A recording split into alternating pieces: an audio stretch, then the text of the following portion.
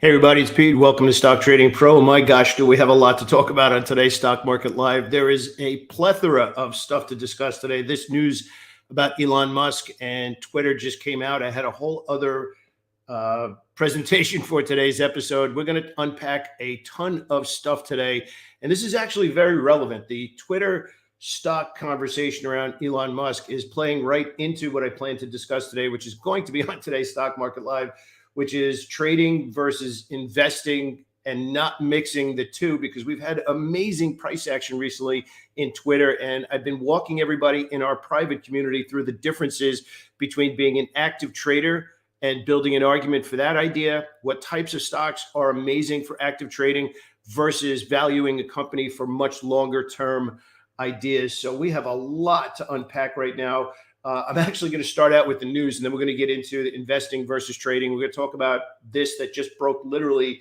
about Elon Musk and Twitter. So obviously today, new stock market news coming out today. Jobless claims, very, very big with the market. I'm very excited. There's so much going on today ahead of this 3-day weekend. So jobless claims coming out today. You must keep an eye on that. Obviously, the CPI numbers came out yesterday. 2 days ago, actually, and the market reacted to it. And we've now had, in case you haven't been watching the market on a shorter term basis, this is what happened on Tuesday. This is what happened on Wednesday, a complete reversal. Now we work our way back into the futures. And this is really playing into the investor versus trading. You can see the futures are a little bit neutral. I'm very pumped right now for today's Stock Market Live because there's so much stock market news. There's so many stocks to talk about. There's the best stocks to buy now. There's bank earnings that are coming out right now. Okay, so 8:30, jobless claims. That's big stock market news coming out. Okay, next, futures are waving ahead of bank earnings. Now we're going to jump over into the bank earnings that are coming out today, all scheduled to come out pre-market. Okay, so what do we have? We have Ally Bank. We have Morgan Stanley. We have U.S. Bank.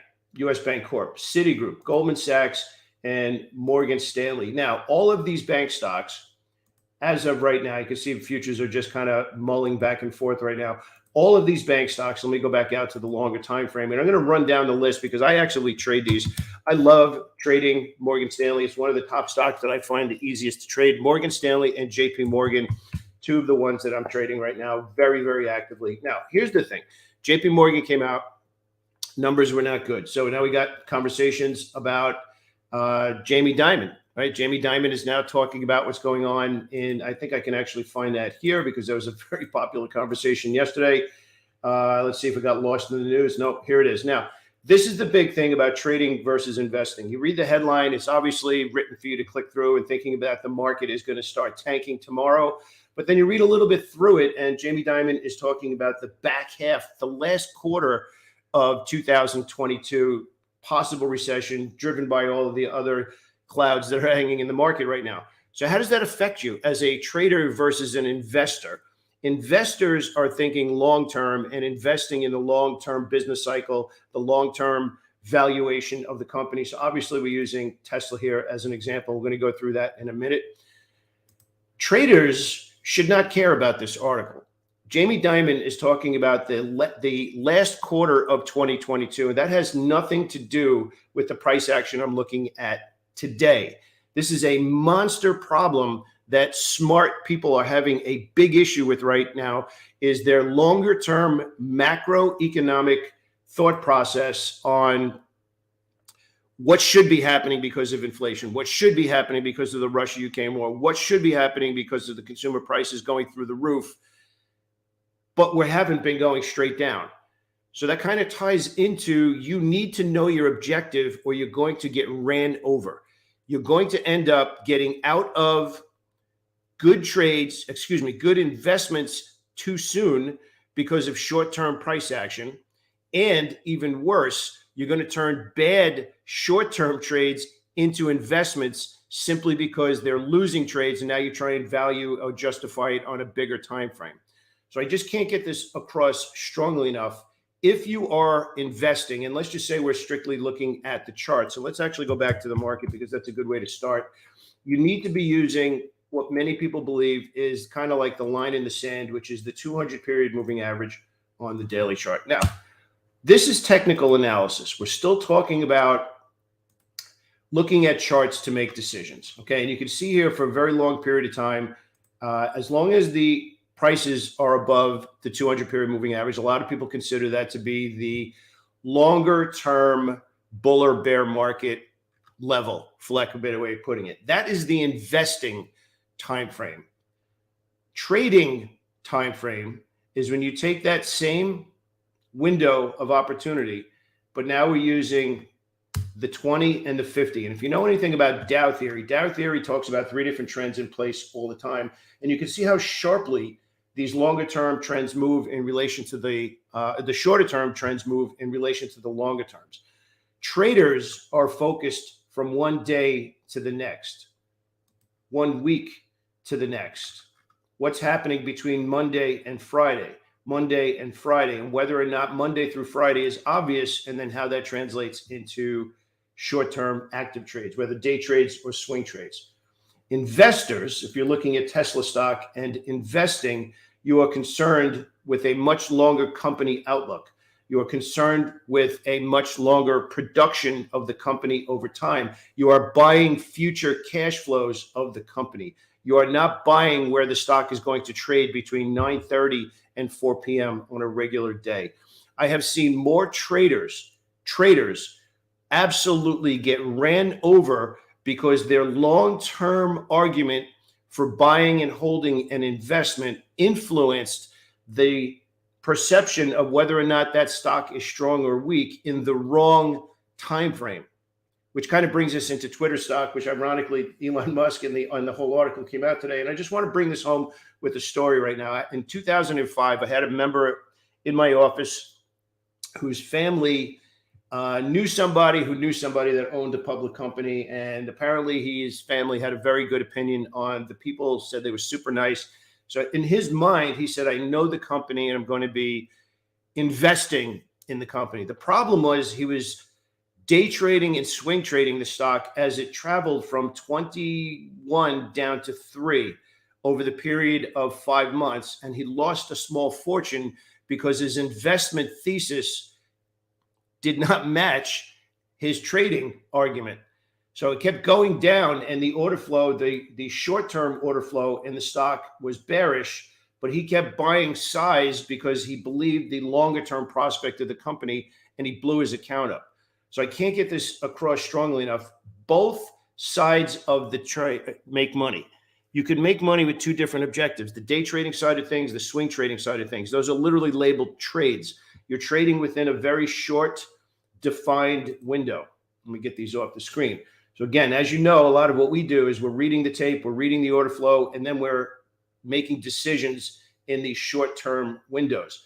I could care less, for the most part, if I am looking to day trade a stock or if I'm looking to swing trade a stock, what the long-term prospects of this company is. Yes, I might be investing in the company, but if I am looking to use a news story as a catalyst, that's going to be a bullish or bearish argument for me to look at the stock, and then I'm going to read the tape to determine whether or not I want to be day trading it or swing trading it within that time frame.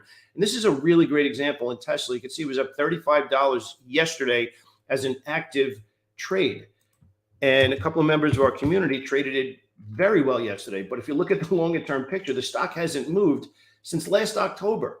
It's basically in the same place. But from a trading perspective yesterday, there was massive opportunity in this stock. So it is critical to know your objectives before you put your capital in harm's way, because that's going to affect your position size. That's going to affect your profit targets. That's going to affect how you get into the trade and how you manage the trade from start to finish. If I plan to hold this trade for the next 2 years, I don't care what's going on in the 5-minute chart.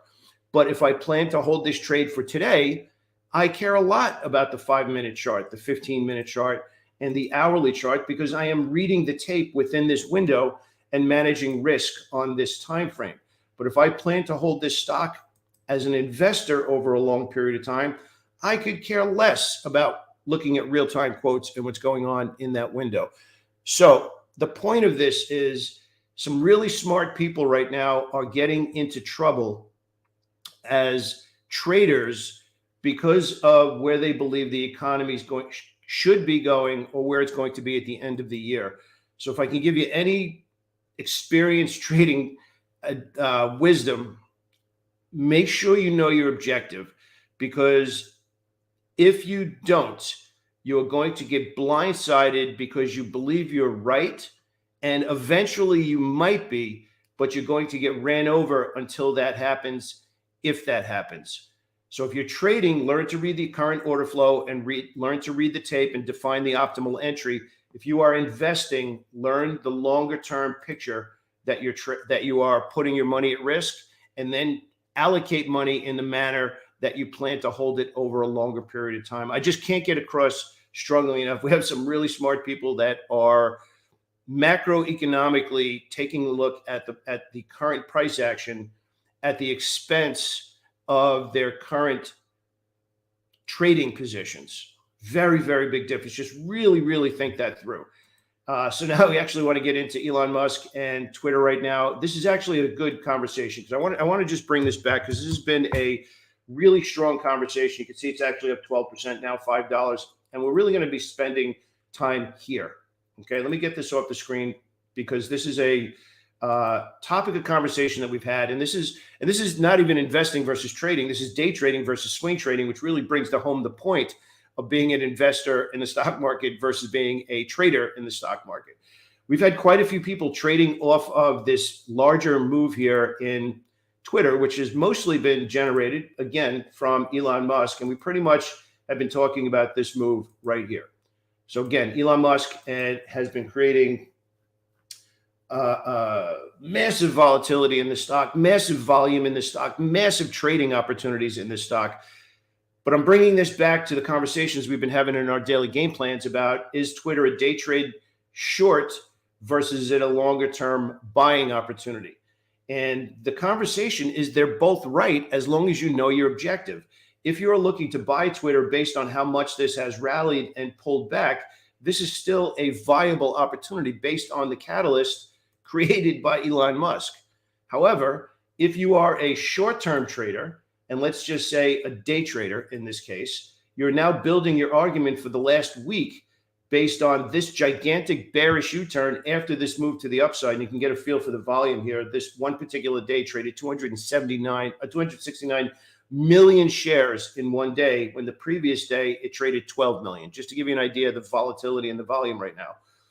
So trading this long-term, and again, long-term is relative for a swing trader, trading this move here, which from a percentage gain, again, even if we're just going from here, this is a monstrous move. This is a 77% move, right? So you can't argue that the stock is not bullish, whatever the catalyst happens to be. So we had a healthy conversation that from a longer term perspective for a swing trader, this is a pullback with a strong catalyst to look to be a buyer of the stock. From a day trading perspective, when you break it down and you start to look at a little bit shorter time frames, which are those hourly charts and lower than that, you can see that there's been plenty of opportunities for day traders, and this is a massive one right here, to be short selling the stock and capturing those micro time frame profits, which is the correct thing to do if that's your objective. So day trading, swing trading, investing, all valid ways of attacking the market, but the stock market is unforgiving if you mix time frames from an objective perspective, and especially from a trade management perspective. And you can see here, even here, just a couple of days ago, every hour of the day was red, which meant sellers were in charge. Big red candle, hour, an hour of selling, hour of selling, hour of selling. So the context for the day trader versus the context for the swing trader, this Elon Musk news coming out again, and the swing traders are now happy while the day traders are flat and sleeping like a baby. So super, super interesting conversations today, but I just can't get this across enough. You need to know your objective. Is it long-term? Is it investing in the company? Is it reading the economic headwinds? Again, economists are not trading, or are you just trading the volatility of the market coming out right now? The more clear you are on those objectives, the easier it's going to be for you to trade with 100 absolute conviction. Okay. If you're new to the channel, please do me a favor, click down and subscribe if this stuff is valuable to you, and even more if it's entertaining, as well as you can get some information out of this that's actionable. Do me a favor, subscribe, and make sure you hit that like button. I really appreciate it. Have an awesome day, everybody.